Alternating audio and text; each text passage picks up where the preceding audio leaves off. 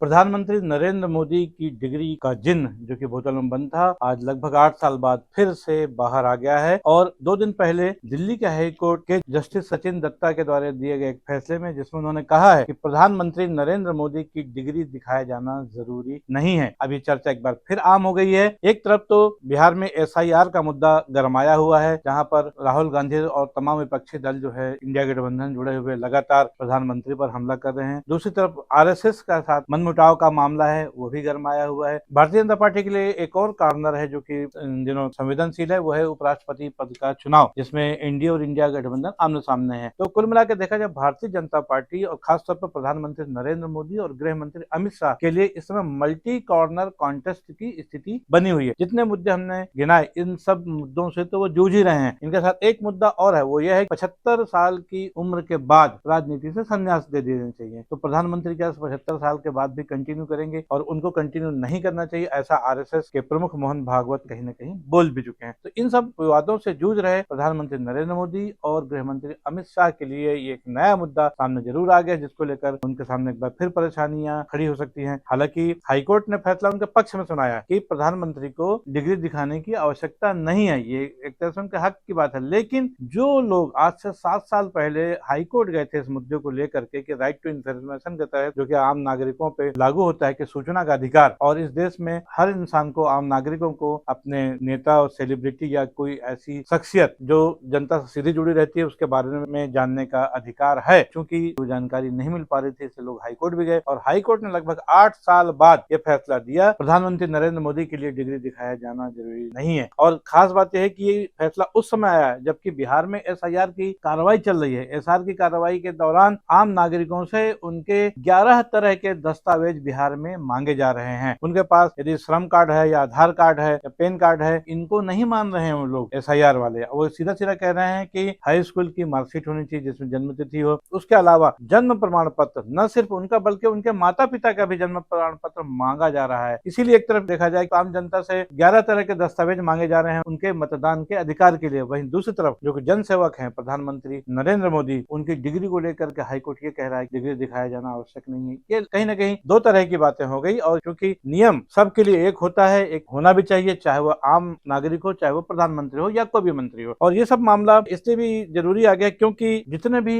नेता होते हैं, खासतौर पर कहा चाहे विधानसभा चुनाव हो चाहे लोकसभा चुनाव हो, एक एफिडेविट दिया जाता है। एफिडेविट में ये जानकारी मांगी जाती है कि उनके नाम, फादर्स नेम, शादीशुदा है कि नहीं, मतलब मैरिटल स्टेटस, उसके अलावा बाल बच्चे कितने हैं, उनकी पारिवारिक संपत्ति कितनी है, हर महीने की आय कितनी है, किस जाति वर्ग से बिलोंग करते हैं। और ये एफिडेविट इसलिए दिया जाता है ताकि जनता की सेवा के नाम पर उतरे हुए व्यक्ति अपनी पूरी जानकारी ईमानदारी से जनता को दें। क्योंकि एफिडेविट लिया जाता है मतलब ये कि आप कहीं झूठ तो नहीं बोल रहे हैं। तो कहीं ना कहीं प्रधानमंत्री ने भी एफिडेविट दिया है, और एफिडेविट उन्होंने दिया है और उसमें जो बातें उन्होंने कही उसमें लिखा है कि उन्होंने सन 1978 से दिल्ली यूनिवर्सिटी से ग्रेजुएशन किया है, BA बाकायदा, और उसके बाद गुजरात यूनिवर्सिटी से इंटायर पॉलिटिकल साइंस में MA भी किया हुआ है। तो ये 2 डिग्रियां, और इसको लेकर के 2016 में अमित शाह जो कि वर्तमान समय में गृह मंत्री है, उन्होंने बाकायदा प्रेस कॉन्फ्रेंस लेकर ये दोनों डिग्रियां दिखाई भी थी। उसको लेकर के फिर नया बवाल उस समय उठ गया था। वो बवाल ये था, जो डिग्री 1978 की प्रधानमंत्री की दिखाई गई थी उस समय कंप्यूटराइज सिस्टम नहीं लागू था। 1978 में जब कंप्यूटर नहीं आया हुआ था, कंप्यूटराइज डिग्रियां नहीं बनती थी, तो प्रधानमंत्री की डिग्री कंप्यूटराइज कैसे बन गई, ये सवाल तब तमाम विपक्षी दलों ने उठाया था। बहुत ही हो हल्ला हुआ था। उसके बाद से मामला हाईकोर्ट में चला गया कि सूचना के अधिकार के तहत जानकारी नहीं मिली थी लोगों को। बहरहाल अब सवाल यह है, आजकल जो है जिला पंचायत, ग्राम पंचायत के चुनाव में भी कुछ नियम बना दिए गए हैं। जैसे पदों का आरक्षण होता है, पदों का आरक्षण में ये रहता है कोई ABC वर्ग के लिए आरक्षित हो जाता है, कोई शेड्यूल कास्ट के लिए, कोई शेड्यूल ट्राइब के लिए। और यदि कोई गलत जानकारी दे करके उन पदों पर लड़ जाता है, जीत भी जाता है, तो उसके बाद यदि उसकी बातें जो उसने एफिडेविट में दी थी अगर वो झूठी जानकारी साबित होती है तो उनका चुनाव रद्द कर दिया जाता है। क्योंकि जो अर्हताएं हैं, एबिलिटी कहा जाए, तो वो मांगी जाती है। आजकल आरक्षण हो गया, आरक्षण की प्रक्रिया तो ठीक है, लोकसभा और विधानसभा में आरक्षण की प्रक्रिया अभी फिलहाल नहीं है। और इस तरह देखा जाए एजुकेशन का जो मामला है वो बॉन्डेड नहीं है, मतलब नेता बनने के लिए आपकी शैक्षणिक योग्यता क्या है ये जानना जरूरी नहीं है। विधानसभा या लोकसभा में सीटों का आरक्षण जैसे हो चुका है, लेकिन जो जिस क्षेत्र के लिए आरक्षित है, मान लीजिए SC/ST के लिए ये सामान्य सीटें, वहां तो ठीक है, लेकिन क्वालिफिकेशन के मामले में कहीं कोई असमंजस की स्थितियां नहीं है। एक 5वीं फेल आदमी भी इस देश का प्रधानमंत्री हो सकता है, एक 5वीं 4वीं पास आदमी भी किसी प्रदेश का मुख्यमंत्री हो सकता है। मुख्यमंत्री, प्रधानमंत्री या किसी भी प्रकार के मंत्री बनने के मामले में शैक्षणिक योग्यता कोई मायने नहीं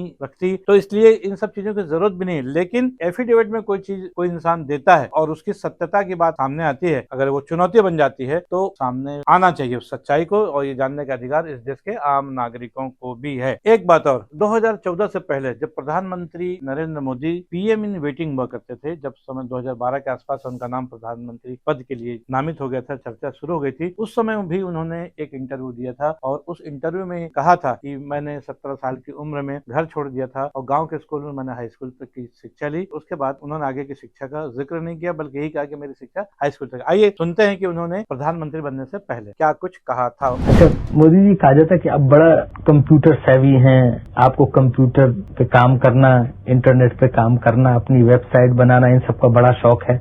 और बीजेपी में बहुत कम लोग हैं जो इस तरह से टेक्नोलॉजी से प्रेम करते हैं। कितना पढ़े हैं आप? वैसे तो मैंने 17 साल की आयु में घर छोड़ दिया, स्कूली शिक्षा के बाद मैं निकल गया। उस तब से लेकर के आज तक मैं भटक रहा हूँ नई चीजें पाने के लिए। सिर्फ स्कूल तक पढ़े, मतलब प्राइमरी स्कूल तक? हाई स्कूल तक। हाई स्कूल तक। बाद में हमारे संघ के एक अधिकारी थे, उनके बड़े आग्रह पर मैं एक्सटर्नल एग्जाम देना शुरू किया, तो दिल्ली यूनिवर्सिटी से मैंने बीए कर लिया एक्सटर्नल एग्जाम दे करके। फिर भी उनका आग्रह रहा तो मैंने एमए कर लिया एक्सटर्नल एग्जाम से। मैंने कभी कॉलेज का दरवाजा देखा नहीं, तो लेकिन मैं यूनिवर्सिटी में। आपने सुना कि उन्होंने कहा कि 17 साल की उम्र में घर छोड़ दिया था और गांव के स्कूल से उन्होंने स्कूली शिक्षा प्राप्त की थी। तो फिर ये वो कब दिल्ली चले गए, कब उन्होंने दिल्ली में दिल्ली यूनिवर्सिटी से ग्रेजुएशन कर लिया, कब वो गुजरात चले गए, इसका कहीं कोई उल्लेख पारदर्शिता के साथ नजर नहीं आता। और शायद इसीलिए विपक्ष के लोग इस मुद्दे को लगातार उठा रहे हैं और आगे भी उठाएंगे। इस संदर्भ में दिल्ली यूनिवर्सिटी की एक प्रोफेसर है नंदिता नारायण, उनसे भी कुछ बातचीत हुई, जिन्होंने 1979 में ग्रेजुएशन किया था, जबकि मोदी जी ने 1978 में किया था। और उनका साफ साफ दावा है कि उस समय इस किस्म की डिग्रियां नहीं बनती थी जैसे कि 2016 में वर्तमान गृह मंत्री अमित शाह ने दिखाई थी मोदी जी की डिग्री। बहरहाल क्या उन्होंने कहा प्रोफेसर नंदिता नारायण ने, आइए सुनते हैं उनकी जुबानी। एफिडेविट में ये सवाल पूछा ही नहीं जाता कि आपकी एजुकेशनल क्वालिफिकेशंस क्या हैं। आपकी पर्सनल बात थोड़ी कोई पूछ रहा है, आपकी पर्सनल रिलेशंस किसी से क्या है नहीं है, वो कोई नहीं पूछ रहा है। लेकिन जो चीज वहाँ पे पूछी गई है वो आपको सच सच लिखनी पड़ती है। एजुकेशनल क्वालिफिकेशन सच सच लिखने होते हैं। और ये बहुत अनफॉर्चुनेट जजमेंट है हाई कोर्ट का, जिसमें उन्होंने कह दिया कि प्राइवेट मामला है। ये तो किसी को भी कन्विंस नहीं करता ये प्राइवेट मामला कैसे हो गया। और दूसरी चीज ये है कि कुछ साल पहले मुझे याद है एक प्रेस कॉन्फ्रेंस की गई थी, क्योंकि ये मामला बहुत सालों से पूछा जा रहा है। तो शायद अमित शाह जी थे या कौन थे, इन्हीं के कोई अमित शाह जी थे, कि उन्होंने एक डिग्री दिखाई थी। उस डिग्री की फोटो हर जगह छपी थी और वो डिग्री 1978 या कोई था। हाँ, गुजरात की तो बाद में आते हैं। दिल्ली यूनिवर्सिटी का मैं जानती हूँ, मैं दिल्ली यूनिवर्सिटी की पढ़ी हूँ, उसी जमाने में मैं भी स्टूडेंट थी। मैं 1979 में मैंने ग्रेजुएट किया, ये 78 की बात है।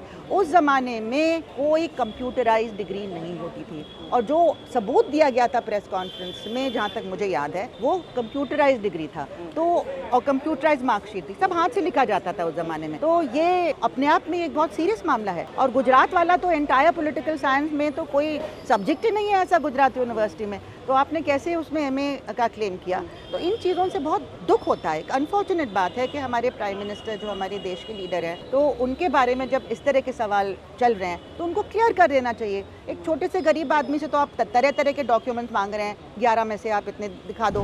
प्रधानमंत्री की डिग्री के बारे में जब 2016 में वर्तमान गृह मंत्री अमित शाह ने प्रेस कॉन्फ्रेंस ली थी, जिसमें उन्होंने मोदी जी की डिग्री दिखाई थी और 2 डिग्रियां दिखाई थी उन्होंने, ग्रेजुएशन की भी और पोस्ट ग्रेजुएशन की। आइए देखते हैं उस प्रेस कॉन्फ्रेंस के भी कुछ अंश। मैं इस प्रेस वार्ता के माध्यम से आप सबके सामने प्रधानमंत्री जी की बीए की और एमए की दोनों डिग्रियां सार्वजनिक करना चाहता हूं।